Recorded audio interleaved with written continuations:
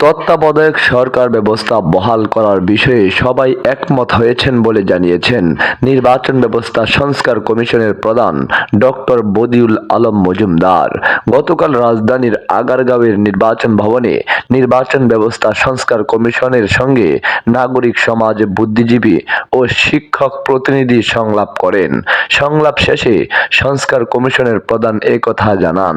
বদিউল আলম মজুমদার বলেন, আগের নির্বাচন যে বিতর্কিত, কলঙ্কজনক ও পাতানো নির্বাচন করেছে, তার মাধ্যমে তারা শপথ ভঙ্গ করেছে, সংবিধান লঙ্ঘন করেছে।